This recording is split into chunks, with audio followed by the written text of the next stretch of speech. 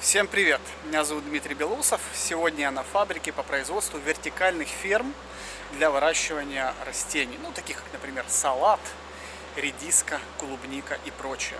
Если у вас есть деньги, вы хотите заняться таким бизнесом, смотрите это видео до конца.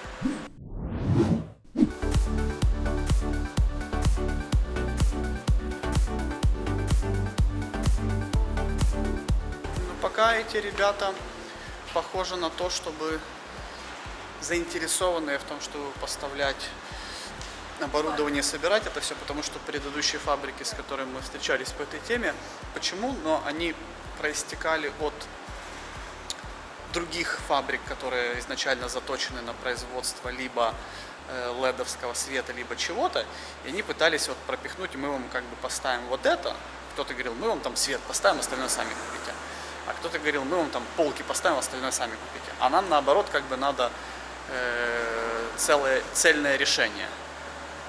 Вот. И здесь становится похоже на то, что здесь его можно будет добыть. Как раз вот демонстрируется, каким образом происходит опыление жидкостью, наполненной удобрениями, через которую, собственно, идет питание всех выращиваемых по такой технологии растений. Вот можно видеть корни и так далее. Идет полив. Тут, кстати, у нас другие немножечко есть у них по 8. Ну, тоже, в общем, свои поддончики стандартные. В общем, примерно понятно. Вот на этой фабрике, кстати, неплохую 3D-модель сделали. Вот тут немножко все беспорядочно. Они мне сказали, что и переезжают, и расширяются на более широкое такое пространство, переезжают. Но прикольная 3D-модель, где в миниатюре и контейнер. Кстати, контейнер, для тех, кто интересуется, сразу скажу, обычно стоит где-то 30-35 тысяч долларов, полностью сформированный, готовый. Естественно, это без фрахта, просто цена там на фобе условно, или скорее даже на эксворке.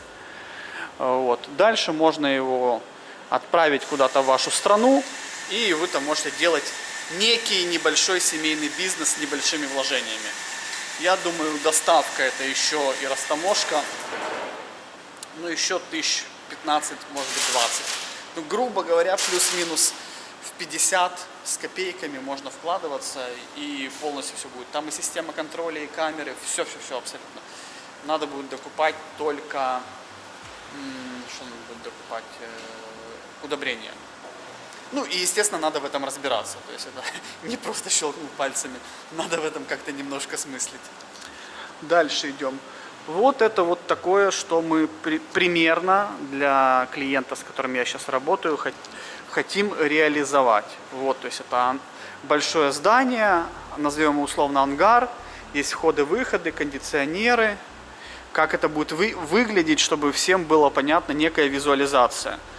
То есть тут вот какая-то вот комната, наверное, это где зашли, продезинфицировались на входе изначально, да. Вот тут какая-то комната для сотрудников, вот, там вот уже что-то выращивается или проращивается. Тут много, конечно, не учтено, очень упрощенно, но, как говорят в Италии, лучше, чем ничего. Вот это вот основное, где в разную высоту можно делать вертикальную ферму. То есть многие китайцы нам почему-то советуют делать ее в рамках безопасности до 3 метров, даже до 2,8.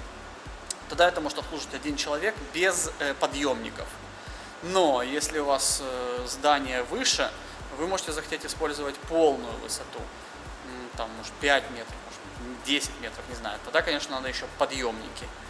Вот, и которые будут занимать определенное пространство полезное, но зато выше вы выиграете больше. Ну, кстати, довольно-таки детализированно они все сделали. И обратите внимание, вот сверху солнечные панельки. Не уверен, что они покроют полностью все потребности. И вот здесь вот у нас вот система кондиционирования, увлажнения, осушения, может быть там СО2 и прочие вещи. Вот как это выглядит, да, и смотрите на реальном масштабе. Вот они, выведены отдельно эти системы. Потому что вот здесь вот у них, я так понимаю, была более вот под наши потребности подходящий выставочный комплекс именно в ангаре в здании. Но они его разобрали и сейчас уезжают. Как бы чуть-чуть не вовремя, но а что сделать? В общем, молодцы. Человек часто делает выводы и, так скажем, западает на продавца эмоционально. Потом, конечно, приходит рацио, в ходе которого мы анализируем цифры, там, технические решения и так далее.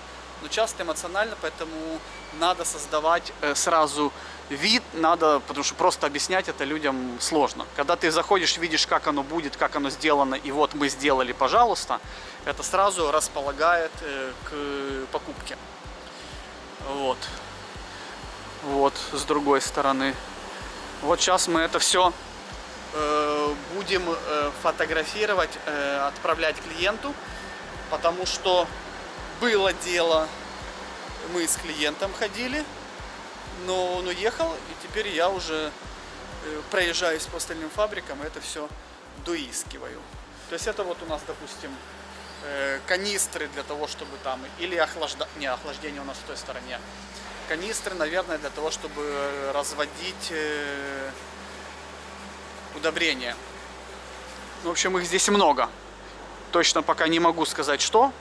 Потому что уже конец рабочего дня, и я пытаюсь все это зафиксировать для клиента, а потом уже выспросить, что да как. Но здесь показано все. То есть вот какие трубы будут использоваться.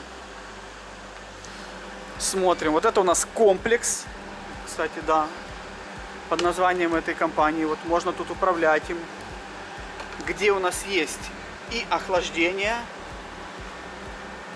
и обдув. Имеется в виду, скорее всего, общее кондиционирование, подача электроэнергии. Наверное, это обдув растений, забор лишнего воздуха, фильтрация. Вот в такой вот общий комплекс они это преобразовали. С той стороны такой же. Да, в общем, и полочки. Полочки разного вида. Это, кстати, для проращивания. Вот такие со спонжиками, это для проращивания. Тоже у них есть отдельные полочки для проращивания. И вот здесь можно даже, сейчас мы это сделаем, подняться наверх. То есть, вот такие вещи возводятся. Ну, кстати, можно ее и не внутри ангара возводить. Это уже у кого какое помещение. И вон, видите, вот эти трубы, то есть это вот подача. Здесь посередине у них выставочный зал. Если подача идет туда и подача сюда, значит вот этот они еще не отключили. Сейчас мы пойдем посмотрим. И тут у нас должно быть где-то и СО2, я его не вижу, подача и все остальное. Но видно хотя бы, как это организовано, смонтировано, и что эти ребята с этим знакомы. Вон, кстати, контейнера их, которые они отдельно продают. Разукрашенные, вон, даже краска свежая в их этот. Вот это вот ангарчик их, где они тут все организовывают. Вот, значит, как это выглядит все. Наконец-то свет мне в этом ангаре включили. Вот куча контейнеров, которые отдельно продаются, да. Вот у нас, кстати, для того, чтобы передвигать полки, устройства. Если не хватает места, надо полки двигать, чтобы был один проход, а не 3. Да? Это у нас для клубники такие используются. Горшочки длинненькие. Вот. Это просто какой-то профиль, поддоны, сэндвич-панели. Опять же, тоже могут отдельно, написано, что-то в Америку поставляют. Так, в контейнер мы заходили. В общем, здесь у этих ребят ну, такая полная сборка, и это видно. Это видно. То есть я когда приезжаю, я смотрю, вот смотрите, расчерчено, да, видите? Рохля ездит по своей дорожке, собирают. Это очень похоже на то, что хотел клиент. ввиду того, что здесь показывают реально вот все вот эти вот сборочные вещи. Вот. Такое мероприятие. Вечер. В офисе уже маловато народу. Ну, не то, что маловато, а как бы никого. Ага. Как бы никого. Сейчас мы пойдем в переговорочку. Чисто 1 на 1 все обсудим. В компании тут уголок с их показывают, чем занимается в свободное время. Ну, у них так принято. Надо, чтобы был дружный коллектив. Иностранные клиенты, патенты и так далее. Вот так вот заходим мы обычно в конференц-зал. Сейчас выведут проект клиента. Я стану за 5 минуток на китайском его представлю, расскажу про компанию, про планы по производству, про некие детали относительно того, что где будет располагаться и так далее. Задам важные вопросы, которые мы ранее задавали. Ну, в принципе, все. Дальше создаю группу в мессенджере. И после этого уже клиенты увидели нас, клиенты, фабрика увидела нас, увидела, что реальный человек приехал, это более реальный интерес. Мы увидели то, что захотели. Это уже более тесное, более конверсионное общение и для нас, и для фабрики. И дальше уже идет углубление, и после этого можно уже там получить некое их предложение там, в виде прайса или чего-то с уточняющими вопросами. Сначала идет какой-то неделя-две общения, уточняющие вопросы, просчеты, прайс, принятие решения. Примерно так это выглядит обычно.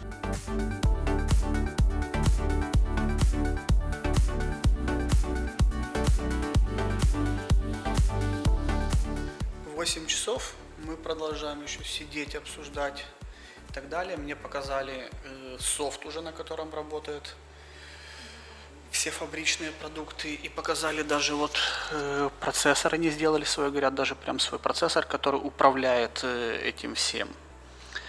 Вот. И сейчас обсуждаем, сколько при разной высоте, при разной площади можно выращивать салата и так далее. За что мне нравится китайцы, что они трудоголики. Сейчас 8 вечера сидят, вообще не сдвинутся. Рассказывают, делают. Я уже немножко порываюсь уехать, хоть я тоже трудоголик. Но нет. Работаем дальше, обсуждаем. Всем привет, с вами Дмитрий Белоусов. И я опять на фабрике. Опять на фабрике по производству вертикальных ферм. Это уже, наверное, скоро пойдет второй десяток этих фабрик, которые я посещаю. Дело в том, что эти проекты довольно большие по бюджету, и здесь требуется хороший такой анализ, поиск и аудит всех имеющихся фабрик. Вот, поэтому на фабрику приехал. Фабрика каждая по данной теме специализируется на чем-то. То есть она, как правило, вышла из производства чего-то и пришла к тому, что частью своего бизнеса сделала производство, где-то закупку, где-то производство и в целом поставку и сборку всего, что необходимо для вертикальных ферм. Вот так, наверное, будет сказать более верно. Здесь у нас вот такая компания, можете назвать, такой вот логотипчик, который очень, конечно, сложно прочитать, внизу черный, но называется OptiClimate. Вот. Произошла эта компания из производства кондиционеров, кондиционирующего оборудования, вот, и дальнейшие уже вещи пытается допиливать, докупать, реализовывать вместе. Мне уже есть с чем сравнить, потому что я был на большом количестве фабрик, и я вот смотрю. Значит, что я сегодня покажу? Покажу еще не полностью даже знаю что, потому что мне уже часть показали, часть нет. В общем, тут у них выставочный комплекс, ну, наверное, это будет больше, может быть, ролик для новичков, наверное, потому что здесь много такого, чего можно рассказать, чего не было еще в других моих роликах. То есть, например, вот это вот очень хорошая такая стоечка, которая подходит для того, чтобы выращивать овощи. Вот вьющиеся, такие как там помидоры, огурцы и так далее. То есть, видите, которым надо сильно высоко вверх выходить. Не знаю, сложно мне оценить, насколько это требуется вот такая сложная конструкция, где на тросиках подвешивается, опускается и так далее. Я видел эти конструкции гораздо проще. Но вот если что, есть оно вот тут такое специализированное. Вот. А может и недостаточно специализированная. Это у нас кондиционеры. И данная компания заявляет, что вот они по кондиционерам молодцы.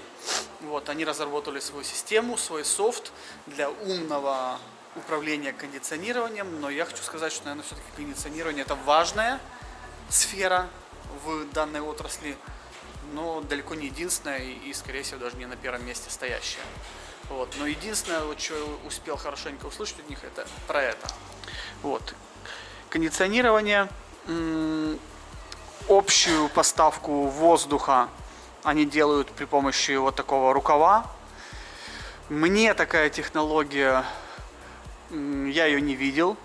Мне она кажется, возможно, некой, которую раньше использовали, дабы не сказать устаревшей. Но здесь вот так вот. То есть вот тут воздух выходит через эти отверстия, выходит. Вот сюда воздух избыточный всасывается и выбрасывается наружу. И это у нас стоечки. Кстати, вот эти стоечки у нас для выращивания, как сказать-то, мы же на YouTube, для выращивания медицинского каннабиса. Разрешенное, наверное, говорить такое, да? В общем, довольно популярная тема на данный момент в Европе, в США, там где-то легально, только там где-то легально. Вот. Им нужны высокие стоечки, вот они. Да. Обратите внимание, вот эта вот система передвижения этих стоечек для экономии места. Поэтому внизу установлены определенные рельсы, по которым она будет двигаться. Если ее начать вот так крутить, вот, собственно, как бы оно и двигается. Это даже видно. Кстати, довольно легко крутится. Довольно легко крутится. Вот, что ж, это место тут директора, женщины-директора перед входом. Дальше будет показан еще контейнер, который они собирают, с довольно простой сборкой, я бы сказал. Сейчас мы зайдем внутрь, где они сделали вертикальную ферму внутри помещения, посмотрим, как она у них организована. Ну и у всех, как правило, вот тут вот размещаются некие патенты. Да, давайте рассмотрим их ближе, чтобы было понятно, а то я никогда на них не сосредотачиваюсь. Тест-репорт обозначает, что что-то тестируется, некие материалы, что угодно. Это может быть тестироваться химия, пластик, металл или что-то. Вот. SGS – это довольно известная, если не ошибаюсь, швейцарская сеть таких уважаемых лабораторий по тестированию. Вот. Их в Китае, если не ошибаюсь, порядка 200, довольно много, поэтому это признак качества, если есть тест-репорт из SGS. Вот, если что, он. Для экономии средств тех, кто закупает оборудование, сделан некий общий тазик, назовем так, поддон, в который вкладываются по необходимости сверху накладки, предназначенные для разного этапа роста растения, начиная от проращивания вегетации, когда это уже средненький такой проросточек, и когда это уже растение растет. Вот, значит, как это выглядит. Вот этот общий таз, вот он не меняется, это экономит средства, не надо закупать их разные. Вот. И сверху разного рода накладочки. Видите? Ну, это вот для проростков. Берутся тут еще такие спонжики определенные, куда вкладываются. И тут проводится вот эта вегетация. Для микрозелени подставка и так далее. Ну и здесь уже основная, вот так она выглядит, подставка для того, чтобы выращивать уже растения до самого конца, взрослые. Много разных видов растений испытывают они тут. В целом мы зашли в их такую некую испытательную небольшую фермочку, где у них и проростки вот внизу, и проростки, и готовые эти растения. В общем, и рассказывает мне их главный изобретатель, рассказывает мне, как они, в общем, 3 года пытаются испытывать разные виды растений, как их лучше обдувать, выращивать и так далее. Говорят, примерно около 100 видов разнообразных растений они попробовали протестировать по своей технологии выращивать. И главное, это не только поставка оборудования, вот этих вот даже тазиков и так далее. Главное это как это правильно в комплексе с их оборудованием использовать. Поэтому мы приходим к тому, что фабрика, которая занимается поставкой оборудования для вертикальных ферм, должна давать и технологию, ну некий, так скажем, рецепт знания, и оборудование, и софт.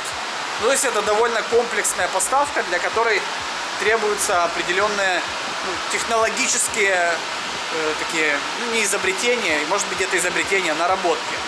И, кстати, у большинства фабрик, на которые мы поехали, они есть.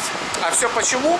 Потому что фабрики мы, когда находим, мы не просто вбиваем там на Алибабе: здравствуйте, там фабрика по вертикальным фермам, по NFT технологии. Не-не-не. То есть мы это смотрим, пробиваем через китайский искусственный интеллект, смотрим, какое количество сотрудников на фабрике, какие у них патенты, есть у них там судебные тяжбы или что-то, как давно зарегистрированы, где представлены, как общаются. В общем, на большое количество разнообразных факторов мы смотрим и для понимания какой-то общей картины, для того, чтобы скорее даже предположить общую картину. Вот. А потом для понимания общей картины после нашего предположения мы уже едем на фабрику, общаемся, делаем вот выезд такой вот, аудит, и понимаем реальную составляющую. Таким образом, благодаря комплексу вот этих действий, по умному, так скажем, поиску, анализу, не просто вбивать там в Алибабе, и посещению физическому, можно нормально понимать, с кем ты будешь иметь дело. Если, конечно, это касается каких-то небольших закупок, там, не знаю, на $3000, но это бессмысленно делать, потому что займет слишком много денег относительно общей суммы небольшой. А если это большой проект, ну там хотя бы там на пару десятков тысяч долларов, не говоря уж про то, как вертикальные фермы, это, как правило, сотни тысяч и там за миллион и так далее. Здесь без этих комплекса подобных действий вообще никак, потому что слишком риски большие. Да, значит, здесь интересно, эта фабрика нормально расписала, как проходит процесс оценки проекта. Значит, вначале они смотрят, какое есть помещение, вот, как это помещение будет оформлено, то есть из каких-то там, не знаю, сэндвич-панелей или из чего-то другого. Потом они смотрят, какая высота и какие растения, какой высоты необходимо делать полки, ну, соответственно, какой высоты, ширины и так далее. Приходят вот последовательно к такому результату. Потом приходят к тому, что есть некая, так скажем, шахматка, где одна клеточка фиолетовая, которая сейчас есть, она отображает один стандартный их поддон, в котором растения содержатся наверху, и размером он у них 1,20 м на 60 сантиметров. Соответственно, под это понимают, какое количество необходимо оборудования, потому что понятно количество поддонов, понятно общая площадь проращивания с учетом высоту тоже.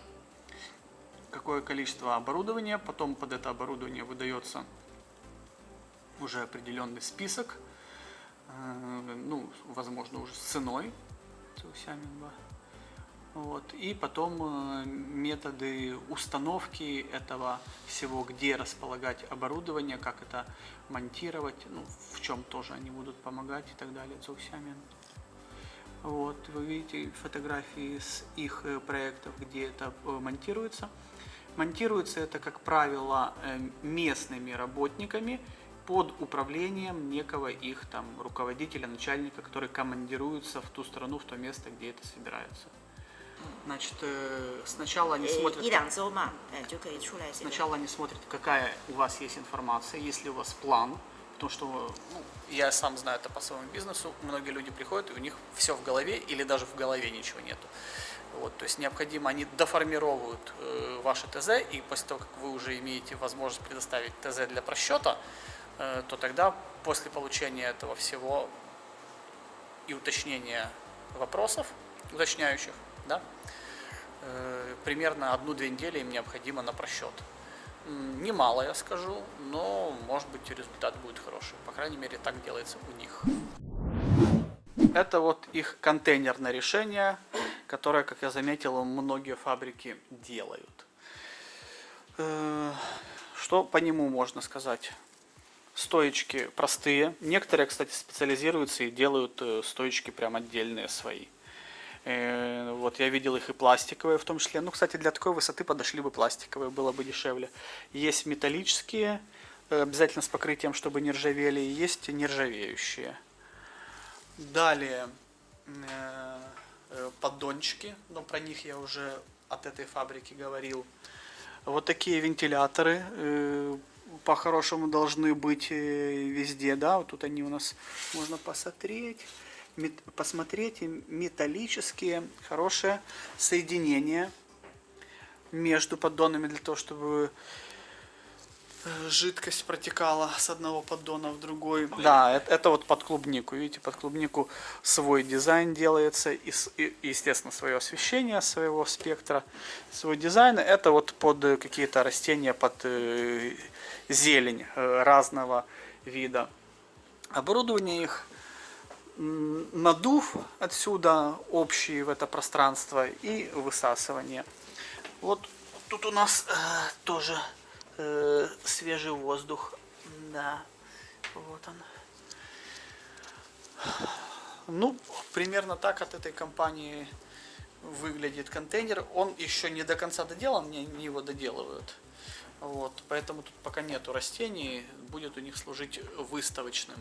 Вот эта компания, кстати, за контейнер что-то недешево мне сказала, порядка 50 тысяч, но, насколько я знаю, хорошая, адекватная цена за контейнер 1035 примерно. Вот, ну вот везде оборудование с их логотипом CO2. Вот, работает оно, это у них работает на солнечных батареях и в ночное время от батарей. Вот. Ну и щиток. Щиток, кстати, тоже покажу. Вот, на щиток все надо заводить и так далее. Разводочка такая, понятно. Здесь у нас подача удобрений идет. Ну, да, и вот он мне говорит, через приложуху можно этим всем управлять. Вот это их приложуха, про которую они мне сегодня очень много рассказывают. Ага. Все значения тут можно увидеть. Вон все на английском. Пожалуйста, всем можно управлять, где бы вы ни находились. То есть выходит с контейнером. И я пока тут не за контейнерным решением, да? Угу. Я не за контейнерным решением, но скажу, что с контейнерным решением неплохой вариант, где, ну, в моем понимании, это на 1050-60 можно поставить себе его на участке. И если у вас есть или вы можете организовать куда-то сбыт, ну, поставлять свежие, там, ежедневно, еженедельно, там, хоть в рестораны, хоть в отели, хоть в супермаркете, хоть куда-то. Естественно, это надо как-то юридически оформить и так далее, но такой бизнес на 30 квадратах с окупаемостью. Зависит, конечно, от локации, где и как, но я думаю, 1-2 года, зависит от масштаба, наверное, еще, скажем так, 1-3 года. Точнее, надо считать, погружаться. Вот. В принципе, все. На этом будем заканчивать наш ролик. В общем, подписывайтесь на наш канал, если хотите видеть, ну, какой вот такой бизнес по производству или закупке чего-то из Китая на нормальных масштабах, не на детском уровне, вот, поездки по фабрикам, вот, а не просто какие-то там рынки, трендовые товары и электроника. Тут много чего есть гораздо более интересного, чем можно заниматься. Вот. И мы занимаемся такими проектами, ну, так где-то начиная от 10 тысяч долларов и выше. Вот это примерно тот масштаб, на котором мы сейчас примерно работаем. Все. Всем пока. С вами был Дмитрий Белусов, компания «Изучай на бизнес» из из откуда-то там, с Южного Китая. Я сам уже не знаю, куда я приехал.